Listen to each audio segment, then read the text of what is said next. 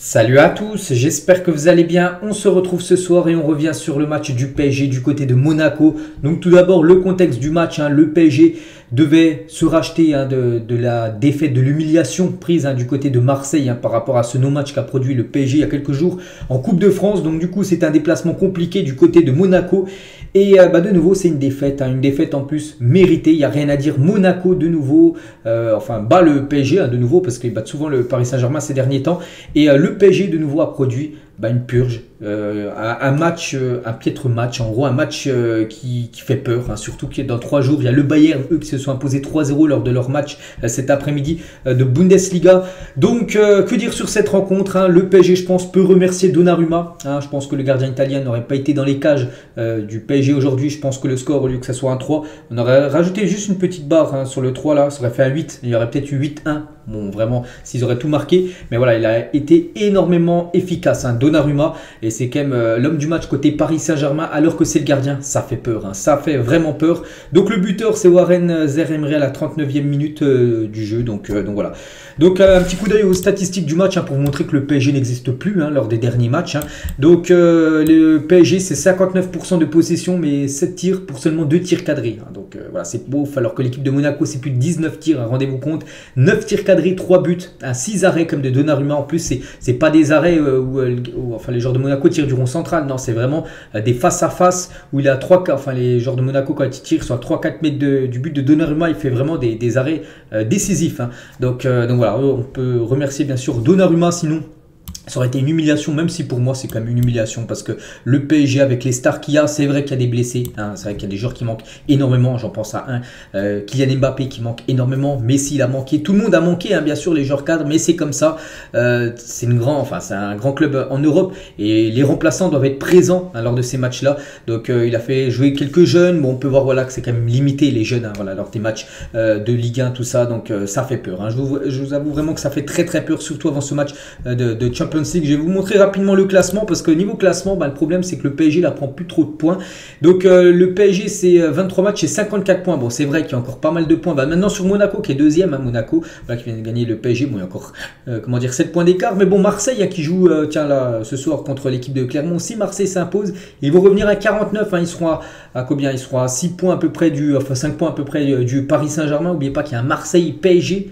On a pu voir ce que ça a donné là au Vélodrome il y a quelques jours où le PSG n'a pas existé. Donc voilà, si par exemple Marseille gagne ce soir, il gagne contre le PSG dans à peu près 2 semaines, je crois que c'est fin février le match.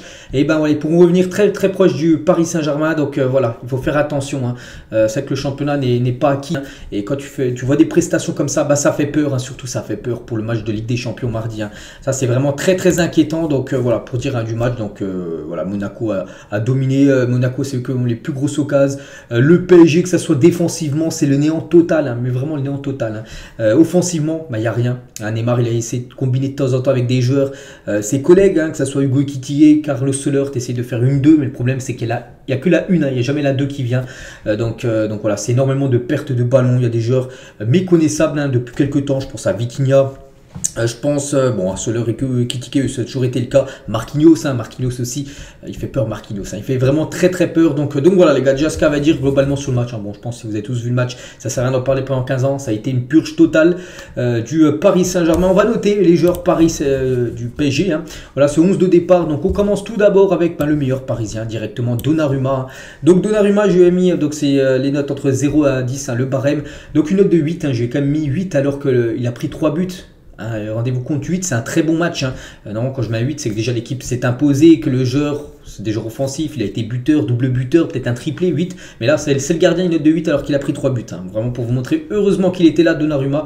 Bon après il prend des buts, il ne peut pas tout arrêter Donnarumma quand la défense fait des erreurs comme la boulette de El Shaddai Bichabu qui perd le ballon après. Bon bref, il ne peut pas tout arrêter Donnarumma. Donc voilà, heureusement qu'il était là. Donc une note de 8 pour le gardien italien qui a énormément de boulot à faire quand même actuellement. On passe à El Shaddai Bichabu, on peut déjà voir la compo, c'était du 3, quasiment 5-2 à peu près la compo qu'il a mis. Bon, après il a changé ça parce qu'il a vu que ça n'allait pas. Bon après même avec l'autre compo ça allait un petit peu mieux, mais bon c'était quasiment encore très insuffisant. Donc Bichobuk a joué les 45 premières minutes, donc une note de 2 les gars. Voilà, j'ai vu son match, 45 minutes de jeu, très mauvais. Hein. C'est lui qui, le deuxième but c'est de sa faute. Hein. Je sais pas ce qu'il fait. Il peut la mettre à Donnarumma, il a le temps. Hein. Il a le temps de lui mettre. Hein. Là il y a rien à dire et il lui met pas. Bon après c'est vrai qu'il est jeune, mais bon il faut dire, souvent on dit il faut plus parler d'âge et tout. C'est vrai que si on le regarde, on note par rapport à sa prestation, il n'a pas été bon les gars. Pour moi c'est une note de très mauvais match de sa part. Hein. Donc il a été remplacé à la mi-temps par Ramos. Donc Ramos aussi je l'ai noté parce que je note à chaque fois les joueurs qui jouent au moins 45 minutes. Donc Ramos j'ai mis une note de 5 les gars. Hein, c'était un petit peu mieux avec Ramos, voilà, qui a amené un peu plus d'impact, hein, un peu plus de sérénité. Vraiment il a apaisé un petit peu le jeu on va dire en seconde période. Mais voilà 5 hein, c'est un match moyen aussi de Ramos. Bon après toute l'équipe a bien sûr été dominée. Donc voilà 5 Ramos et 2 hein, Bichobuk qui est passé totalement à côté de son match. Danilo Pereira qui a joué en défense, après il a joué milieu de terrain, donc lui il a fait une belle partie Danilo, hein, donc un match comme souvent, régulier, souvent bon. Donc là, c'est un match, une note de 6, hein, satisfaisant. Voilà, pour Danilo, je ne peux pas non plus augmenter la note, hein, parce que le PSG, les gars, n'a pas été vraiment bon cet après-midi. Donc 6 Danilo, hein, c'est quand même la moyenne. Donc félicitations à lui qui continue comme ça. C'est vraiment un cadre, hein, on parle beaucoup là, de plein d'autres joueurs du côté du PSG, mais rarement de Danilo. Mais lui fait ses matchs, hein, même quand c'est dans la difficulté. Lui, il est agressif, lui, il rentre dedans, lui, il mouille le maillot. Hein, Danilo, contrairement à beaucoup de joueurs côté PSG. Donc 6 Danilo. Marquinhos, que dire sur Marquinhos? Là, c'est très très bas. Marquinhos le niveau, hein. Donc une note de 3 en première mi-temps, méconnaissable à Marquinhos. Bon, le premier but qu'on se prend déjà c'est un double. Bon après ils ont vraiment full chance à chaque fois, hein. Deux comptes ça leur vient chaque fois dessus. Le deuxième but, hein, il est voilà, c'est la faute de El Bichabu, mais bon il y a plein de percées où il était en retard tout simplement. Marquinhos, hein, vraiment c'est plus le Marquinhos d'il y a quelques années qui était vraiment serein en défense tout ça. Après voilà, il faut voir avec qui il joue à côté, hein. Donc là il y avait Bichabu et Danilo, ouais, il n'a pas l'habitude de jouer avec ces deux joueurs à côté de lui, donc c'est peut-être pour ça qu'il n'a pas été très à l'aise, hein. Donc j'espère que Kimpembe va revenir en forme et tout, voilà, puis revoir la charnière Marquinhos-Kimpembe, parce que là Marquinhos avec des autres joueurs ça marche pas, hein. C'est vraiment Marquinhos-Kimpembe la meilleure charnière, donc 3 hein, Marquinhos. 3 c'est quoi? C'est mauvais match, hein. Voilà, on peut pas lui mettre non plus, hein. Bien sûr il n'a pas été bon. On passe à Juan Bernat sur son côté gauche. En tant que piston, bon après il a commencé piston, puis après il a fini le match en défenseur gauche, hein, quand le PSG s'est rejoué à 4. Donc une note de 4 les gars, Juan Bernat, hein, voilà, insuffisant. Donc Juan Bernat d'avant, je me souviens les gars, c'était porté sur l'offensive et tout, c'était quasiment un ailier, hein. Mais bon là vu que c'est une période très compliquée pour le PSG, donc déjà on ne le voit plus attaquer, hein, donc voilà. Et niveau défense, c'est très limité, hein, vraiment niveau défense, hein, tu sens que soit il commence à être âgé, soit il commence à être sur le rupteur, on peut dire, hein. Juan Bernat, donc vivement le retour aussi Nuno Mendes, donc voilà 4 hein, pour Juan Bernat. Vitinha, donc que dire aussi sur Vitinha, hein. Vitinha c'est compliqué aussi, hein. Je sais pas ce que vous avez pensé du match de Vitinha, mais ça n'a pas été ouf du tout, hein. Et j'ai mis une note, j'ai mis 3 les gars, Vitinha, je pense 3 ou 4, bon j'ai mis 3 là sur ma feuille, hein. C'est un mauvais match de sa part, il a plus l'influence qu'il avait en début de saison, on est tous d'accord, pourtant il a rejoué son poste, hein, parce que contre Marseille il avait joué la poste de Carlos Soler en numéro 10, mais là il a joué son poste, hein, devant la défense, et il n'a pas été bon les gars, il a plus cette influence, il fait quelques percées, mais bon dès qu'il monte un petit peu, il renvoie la balle derrière. Il n'y a vraiment aucun cassage de ligne, on peut dire aucune passe vraiment vers l'avant. C'est souvent pas de risque pris par Vitinha, c'est souvent la passe en arrière. Puis voilà, puis même dans l'impact et tout, c'est quand même très léger, hein, Vitinha. Hein, en face, il y avait qui? Il y avait Fofana, il y avait Camara aussi, hein, des joueurs puissants. Il fait pas le point, hein, les gars, Vitinha. Donc voilà, une note de 3. Ça n'a pas été ouf du tout. Warren Zaïre-Emery, les gars, donc déjà, ça faisait plaisir de le voir commencer titulaire. Donc Warren Zaïre-Emery buteur, hein, il était là où il fallait pour le but. Bon après voilà, c'est vrai que c'est un jeune joueur, il est jeune, hein, il est né en 2006 quand même, donc il est très très jeune, il a seulement 16 ans, ça fait plaisir de le voir, mais bon ça, voilà, c'est quand même limité aussi Warren Zaïre-Emery, on va pas se mentir les gars, hein.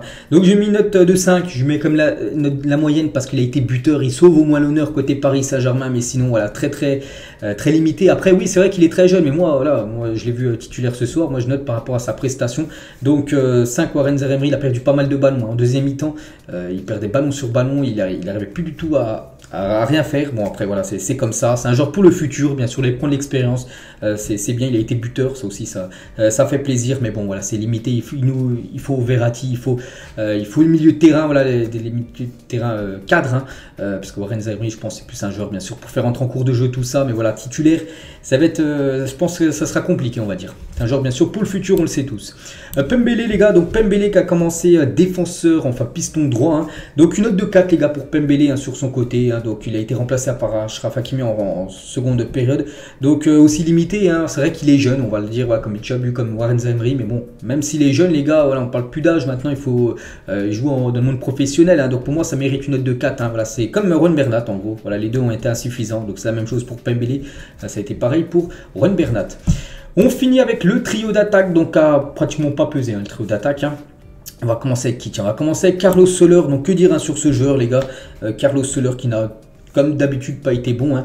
C'est vrai que ça c'est des matchs pour lui les gars, c'est des matchs où il manque Messi, il manque Mbappé, ça à toi de te montrer, tu peux marquer des points sur des matchs comme ça, puis il n'en marque aucun de points. Je sais pas, est-ce que vous vous souvenez d'une action de Carlos Soler ce soir? Non, on se souvient de rien du tout, donc on se souvient juste qu'il a commencé titulaire mais qu'on l'a pas vu, hein. Donc une note de 3 les gars, en plus je pense avoir été gentil, hein. Donc je lui mets quand même 3, mauvais match de sa part, hein. Ça aurait été 2, ça aurait été exactement pareil, donc c'est un flop total, hein, Carlos Soler les gars, donc voilà, 3. Rien à dire, pas bon. La même chose pour Hugo Ekitike, lui aussi c'est trop limité, hein, Hugo Ekitike, c'est une note de 3 aussi, hein, j'ai mis Hugo Ekitike, donc ça fait, c'est mauvais match de sa part. Il a touché au début de match, il touchait pratiquement pas le ballon, je crois, vous avez dit en plus à la télé, 30 minutes, il a touché 5 ballons à peu près. Il a touché un petit peu plus après quand le PSG a changé de système. Il venait un petit peu plus chercher les ballons. Mais voilà, offensivement, les gars, on l'a pas vu. Je sais même pas s'il a fait une frappe ce soir, Hugo Ekitike. Donc voilà, c'est trop limité, hein. Donc note de 3 également, hein, pour Hugo Ekitike. Et on finit avec le seul de la MNM, hein, donc Neymar.